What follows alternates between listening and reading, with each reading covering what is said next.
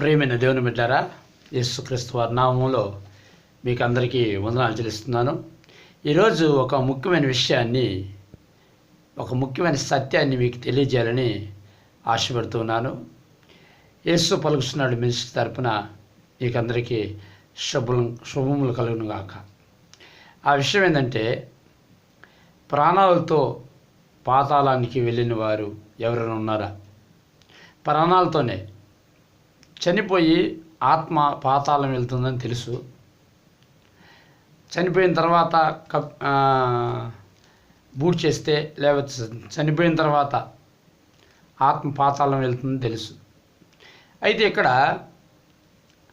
చనిపోక మునిపే ప్రాణాలతోనే పాతాళం వెళ్ళిన వాళ్ళు ఎవరైనా ఉన్నారా అనే విషయాన్ని మనము ఈరోజు తెలుసుకుందాం.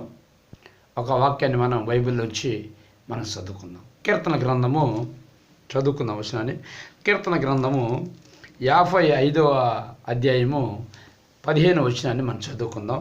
15వ వచనాన్ని, వారికి మరణము అకస్మాత్తుగా వచ్చునుగాక, సజీవులుగానే వారు పాతాళమునకు దిగిపోవుదురుగాక. చెడుతనము వారి నివాసములలోను వారి అంతరంగమునందును ఉన్నది. అయితే నేను దేవునికి మొర్రపెట్టుకుందును, యెహోవా నన్ను రక్షించును. చిన్న ప్రార్థన. పరిశుద్ధుడైన తండ్రి, ప్రేమగల దేవ, ఈ వాక్యాన్ని మీరు దీవించి ఆశ్రయించి నీ బిడ్డతో మాట్లాడమని యేసు నామములో అడుగుతున్నాను తండ్రి, ఆమేన్. ప్రియమైన సోదరి సహోదరులారా, యేసుక్రీస్తు వారి నామములో మీకు వందనాలు. మనం గమనించినట్లయితే ఇక్కడ ప్రాణాలతోనే పాతాళం వెళ్ళినట్టు ఈ వాక్యం మనకి చెప్తా ఉంది. అయితే ప్రాణాలతో పాతాళం వెళ్ళింది ఎవరు అని బైబిల్లో చూస్తే సంఖ్యాకాండము 16వ అధ్యాయంలో మనకి తెలుస్తుందన్నమాట. అది కూడా మనం చదువుకుందాం. సంఖ్యాకాండము 16వ అధ్యాయము 28వ వచనం నుంచి మనం చదువుకుందాము. 16:28. మోషే ఈ సమస్త కార్యములను చేయుటకు యెహోవా నన్ను పంపిననియు, నా అంతటా నేనే వాటిని చేయలేదనియు దీనివలన మీరు తెలుసుకుందరు. ఇది మోషే చెప్తున్న మాట. ఎవరి గురించి చెప్తుంది? లేవీకి ముని మనముడును, కహాతునకు మనముడును, ఇస్సాహారు కుమారులకు కోరహు, రూబేనీలలో ఎలియాజరు కుమారులైన దాతాను, అభిరాములను, పేలెతు కుమారుడైన ఓనును యోచించుకొని ఇశ్రాయేలులో పేరు పొందిన సభికులను సమాజ ప్రధానులైన 250 మందితో మోషేకు ఎదురుగా లేచి. చూశారండి, ఇక్కడ కోరహు కుమారులు ఏం చేశారంటే, ఆ సమాజంలో ఉన్న పెద్దలందరినీ పోగు చేసి మోషే మీదకి తిరుగుబాటుకి లేచారు. ఎందుకు తిరుగుబాటు లేచారు? కారణం ఏంటంటే, మోషే దేవుడి ద్వారా చేస్తున్న అద్భుత కార్యాలు చూసి మోషేకున్న పలుకుబడిని, ఆ యొక్క దైవభక్తిని వాళ్ళు సహించుకోలేకపోయినారు. అర్థమవుతుందండి? అంతేకాదు, ఈ మోషేనైనా దైవజనుడు, మేము కూడా దైవజనులమే, మేము కూడా యాజకత్వం చేస్తాం, మాకు కూడా ఆ యొక్క అధికారం ఉంది అని వీళ్ళు, మేము కూడా పాస్టర్లుగా ఉండాలి, మేము కూడా దేవుని సేవ చేస్తాము అనే ఒక పట్టుదలతో వీళ్ళు వచ్చారనమాట. అంటే మోషే మీద ఈర్ష్యతో. చూడండి, ఇంతకుముందు నేను ఒక వీడియోలో చెప్పాను, నువ్వు దేవుని సేవ చేయాలంటే, ఒక పాస్టర్గా, ఒక దైవజనుడిగా ఉండాలంటే దేవుని పిలుపు రావాలి, దేవుడు నిన్ను పిలిచి ఏర్పాటు చేసుకోవాలి. గమనిస్తున్నారా? ఇక్కడ వీళ్ళకి పిలుపు లేదండి. అయితే వీళ్ళు ఏం చేస్తున్నారు? నువ్వేనా సేవకుడివి, మేము సేవ చేస్తాము అని మోషేకి ఎదురు నిలిచారు. అందుకు మోషే అన్నమాట చూడండి, మనం ఇక్కడ చూసినట్లయితే 16వ అధ్యాయము 10వ వచనంలో, ఆయన నిన్నును నీతో లేవీలైన నీ గోత్రం వారినందరినీ చేర్చుకుని కదా, అయితే మీరు యాజకత్వం కూడా కోరుచున్నారు. ఇందు నిమిత్తము నీవును నీ సమస్త సమాజమును యెహోవాకు విరోధంగా పోగై ఉన్నారు. చూశారండి, ఎవరైతే దేవుని పిలుపు అందుకోలేదో, ఎవరైతే పిలుపు లేకుండా దేవుని సేవ చేస్తారని వస్తారో వాళ్ళు దేవునికి విరోధంగా పోగొతున్నారు. దేవునికి విరోధంగా వాళ్ళు సేవ చేస్తున్నారు. దేవునికి విరోధంగా దేవుని మాట తప్పుతున్నారు. దేవునికి విరోధంగా కోపం పుట్టిస్తున్నారు. అర్థమవుతుందా? దేవుడు పిలవాలా, ఏర్పాటు చేసుకోవాలా. చూసారా? మీరు యాజకత్వం కోరుతున్నారు, అయితే మీరు పరిశుద్ధులేనా? దేవుణ్ణి నిజంగా మిమ్మల్ని ఏర్పాటు చేసుకుంటే మీరు పరిశుద్ధులే. పరిశుద్ధులుగా ఉన్న వాళ్ళే దేవుని సేవ చేయాలి. మరి పరిశుద్ధులు ఎవరు? దేవుడు ఏర్పాటు చేసుకున్న వాళ్ళే పరిశుద్ధులు. దేవుడు ఏర్పాటు చేసుకున్న వాళ్ళే పరిశుద్ధులు. ఏడు చూడండి, 7వ వచనం. అప్పుడు యెహోవా ఏ మనుషుని ఏర్పరచుకున్నానో వాడే పరిశుద్ధుడు. లేవి కుమారులారా, మీతో నాకు ఇంక పని లేదు. చూసారండి, యెహోవా ఎవరైతే పిలిచి ఏర్పాటు చేసుకుంటారో వారే పరిశుద్ధుడు. పరిశుద్ధులే దేవుని సేవ చేయాలా. ఏర్పాటు చేసుకున్న వాళ్ళే దేవుని సేవ చేయాలి. దేవుడు పిలిచిన వాళ్ళే దేవుని సేవ చేయాలి. పిలిచి ఏర్పాటు చేసుకున్న వాళ్ళే దేవుని సేవ చేయాలి. కానీ సమర్పించుకుని మేము కూడా దేవుని చేస్తాం, నువ్వే చేసేది, అందరూ చేస్తున్నారులే మేము కూడా చేస్తాంలే అని చాలామంది సంఘాల్లో కూడా పాస్టర్కి ఎదురు నిలుస్తుంటారు. చాలామంది సంఘాల్లో కొంతమంది యవనస్తులు కొంచెం వాక్యం రాగానే పాస్టర్కి ఎదురు నిలిచి మేము కూడా దేవుని సేవ చేస్తామని చెప్పేసి పాస్టర్ గారికి, స్థానిక పాస్టర్ గారికి ఎదిరిపోతుంటారు. అర్థమవుతుందా? ఎదిరిపోయి పక్కన మళ్ళీ సంఘాలు చీల్చి మళ్ళీ సేవ కూడా చేస్తూ ఉంటారు. వాళ్ళ సేవకు సున్నా ఉంటుంది. ఇక్కడ కుమారులు సేవ చేస్తూ ఉంటాను, యాజకులుగా ఉంటున్నాం. యాజకులు అంటే ఎవరు? పాస్టర్లుగా ఉంటున్నారు. కానీ వాళ్ళని ఏం చేశాడు తెలుసా?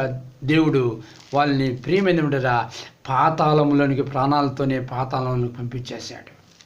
ఎప్పుడైతే మోషే కోపం వచ్చిందో వెంటనే దేవుడు నన్ను ఏర్పాటు చేసుకుంటే ఇదిగో ఇప్పుడే దేవుడే ఎవరిని ఏర్పాటు చేసుకున్నాడో దేవుడే తెలుస్తాడని చెప్పేసి, ఎవరు ఏర్పాటు చేసుకున్నాడో వాడే పరిశుద్ధుడు కాబట్టి వారే భూమి మీద నిలుస్తారు అని చెప్పేసి మోషే ఏం చేస్తారో తెలిసిన ప్రేమేంద్రుడురా దేవుని దగ్గరికి వెళ్ళి సాగిలపడతారు. మీతో నాకు ఇంక పని లేదు, దేవునికి నేను ప్రార్థన చేస్తాను అని చెప్పేసి ఆ 250 మందిని ఒక పక్క రండి, ఇదిగో నాతో ఉన్నవాళ్ళు ఒక పక్క రండి, వాళ్ళతో ఉన్నవాళ్ళు ఒక పక్కకు పోండి, దేవుడు ఇప్పుడు ఒక గొప్ప కార్యం చేయబోతున్నాడు అన్న వెంటనే ఇదిగో కుమారుల పశ్చిమ వారందరూ ఉన్నవారందరూ వాళ్ళ పక్క వెళ్తారు.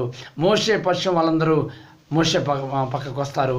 ప్రేమేంద్రుడా గమనించండి, అప్పుడు జరిగిన విషయం ఏంటి తెలుసా? అప్పుడు మోషే ప్రార్థన చేస్తాడు.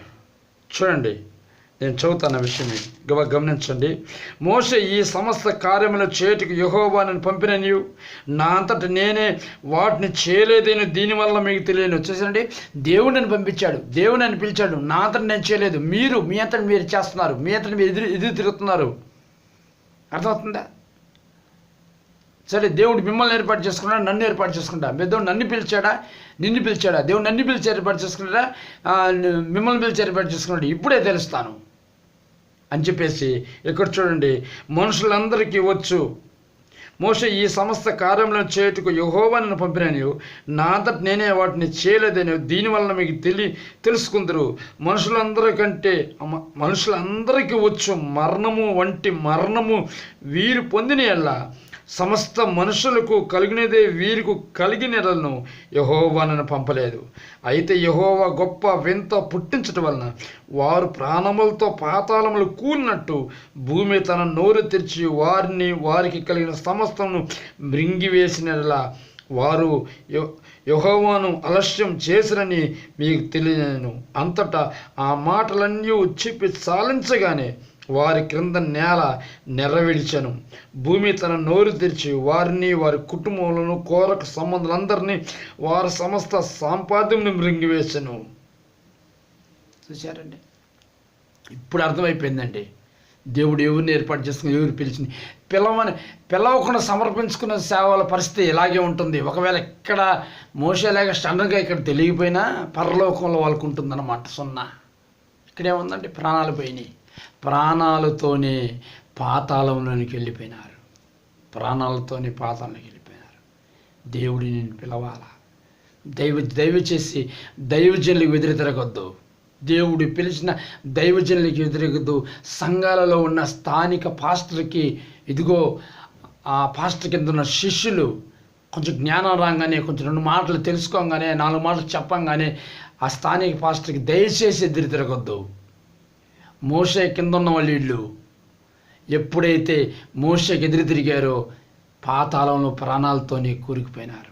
నీకు అలాంటి పరిస్థితి రాకుండా ఉండాలంటే పాస్టర్లను గౌరవించండి. విశ్వాసులైన, దైవజనులైన, శిష్యులైన, పాస్టర్ కింద చేస్తున్న అసిస్టెంట్ పాస్టర్లైనా సరే మీ యొక్క పాస్టర్ గారికి, స్థానిక పాస్టర్ గారు ఎదురు తిరగదు. దయచేసి తిరిగితే ఇలాంటి గతే మీకు పడుతుంది.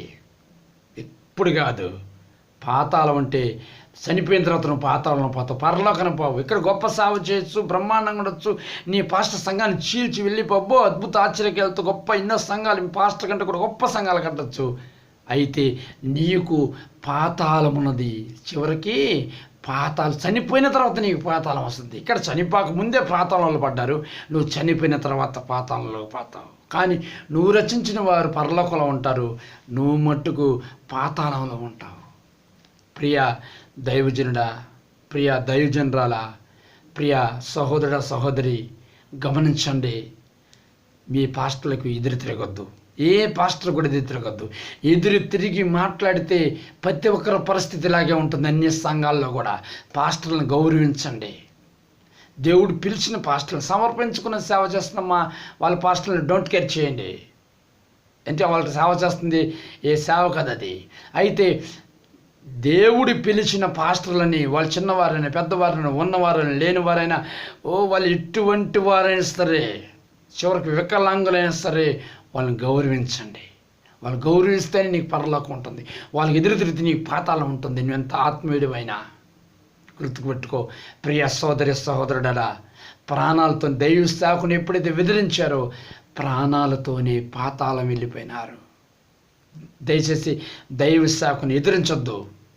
వాడు ఎటువంటి వారైనా సరే, ఆ దైవజనులు, దయచేసి దైవజనులను గౌరవించండి, గౌరవించండి, గౌరవించండి, గౌరవించండి, గౌరవించండి.